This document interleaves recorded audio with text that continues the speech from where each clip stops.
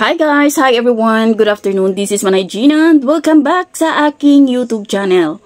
So guys, another mini vlog for today's video at ang ating pag-uusapan ay walang iba kung hindi si James Reid at saka si Catherine Bernardo. Guys, na-post ng Dreamscape yung kanilang teaser at grabe ha.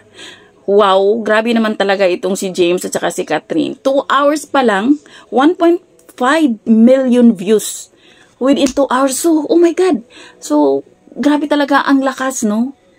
Teaser pa lang yan. Di pa natin alam kung ano talaga yung buong story ng teleserye nila.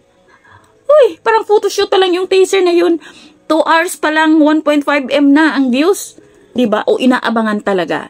Kasi imagine ba naman na first time nilang magka-work. At yun nga, sabi nga ni Catherine is matagal nila itong pinagplanuhan, pinaghandaan at hindi nila kaagad ni-reveal. So panoorin natin yung sinabi ni Catherine Bernardo. I'll be doing a TV series with James Reid. So it's not naman love team and all, more of partnership talaga siya because this is his comeback as well. And may mga iba bang kailangan silang abangan in the coming weeks kung sino pa ibang makakasama natin. Refreshing, hopefully. Maganda, ang ganda-ganda ng concept na tong series na to. So it's something na kailangan. This one yung parang something na gusto kong gawin. Kasi it's not just, about love story. It's about friendship, family, and it's about women.